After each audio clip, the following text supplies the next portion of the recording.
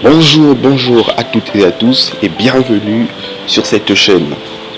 Aujourd'hui, je vais vous parler de 5 astuces qui vont vous permettre de ne pas perdre vos crypto-monnaies, que ce soit du Bitcoin, de l'Ethereum.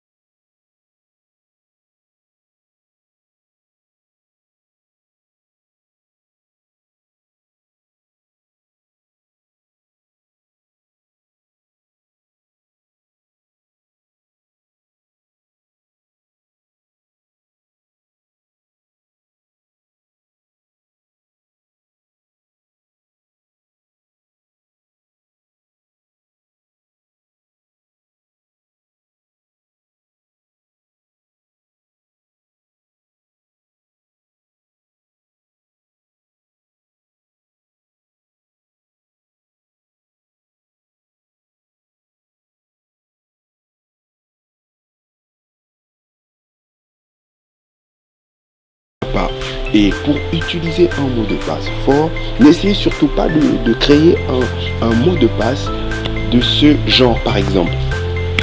Splendeur 2021. Ce mot de passe est tellement facile, ce n'est pas un mot de passe fort. Il serait très facile pour un hacker de pouvoir le deviner, surtout s'il utilise des attaques comme des attaques par force brute.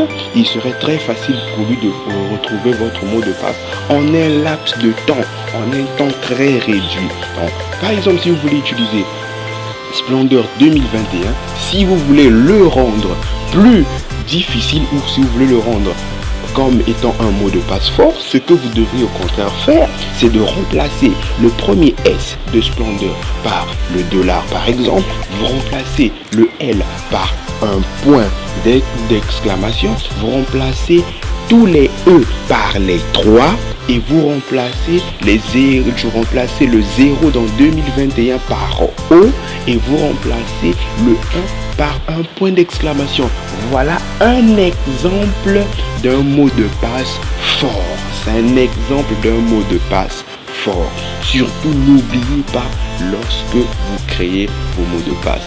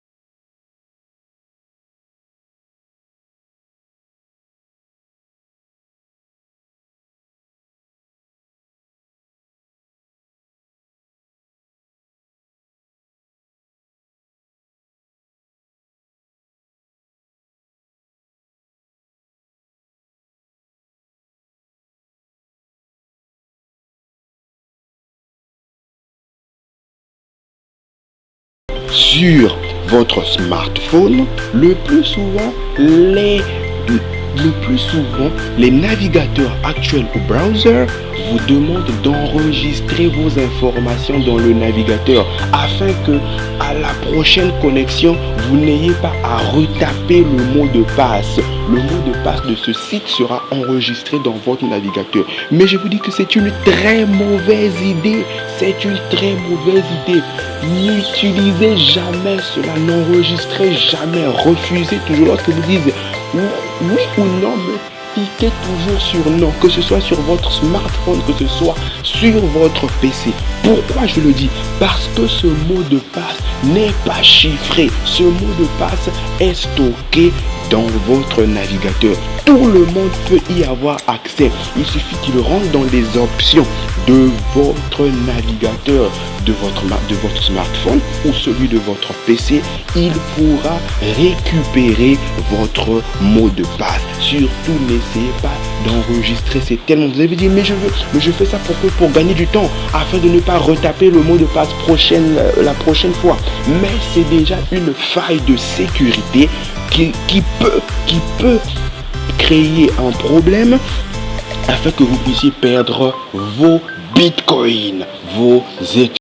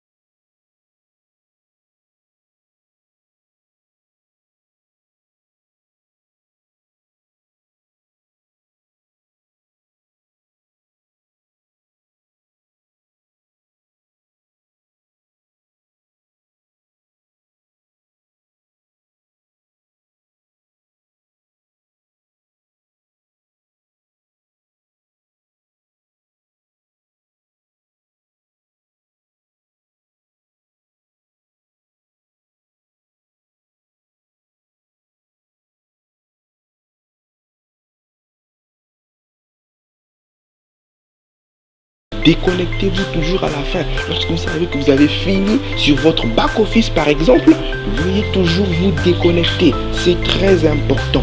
C'est très important.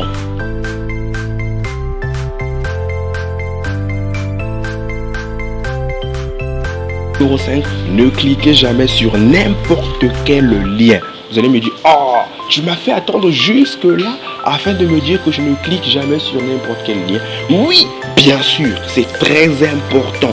Ne cliquez jamais sur n'importe quel lien. Vous recevez un message sur WhatsApp, via email, on vous dit, voilà, vous venez de gagner ceci, cliquez sur tel lien. Rassurez-vous toujours que c'est un lien dont vous avez la connaissance. Sinon, ne cliquez jamais sur n'importe quel lien.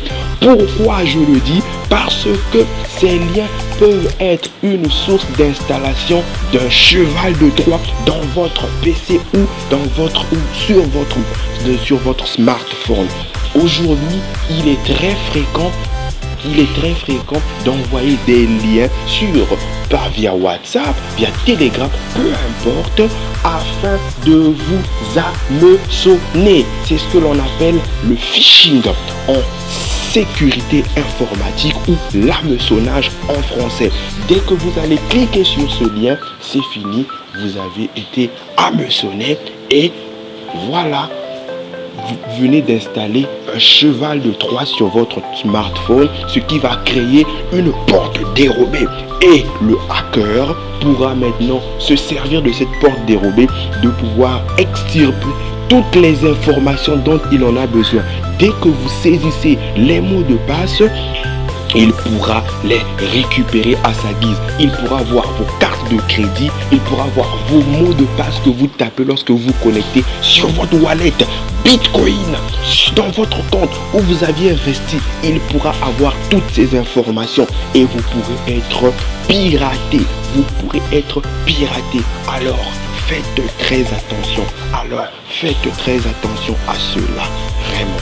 Et pour terminer, ce que je vais vous dire concernant la 2FA, c'est que vous devriez toujours faire attention parce que lorsque vous activez la 2FA qui est la double authentification, veuillez toujours faire une capture d'écran du code QR. Si par exemple vous utilisez Google Authenticator, veuillez toujours utiliser une capture d'écran, ensuite faire une photocopie de ce code QR, mais ne le gardez jamais sous forme de capture d'écran. Après avoir fait la photocopie, vous devriez supprimer cette capture d'écran pour que, au cas où vous perdrez votre téléphone, vous aurez la capacité de récupérer votre compte à l'aide de ce papier que vous avez photocopié votre code QR. Alors, si vous avez aimé cette vidéo, si c'est la première fois sur cette chaîne, n'oubliez pas de vous abonner, n'oubliez pas de liker et surtout de partager cette information afin que le maximum de personnes ne perdent pas leur Bitcoin. Ça leur permet de se protéger sur Internet. Ciao, ciao, à la prochaine.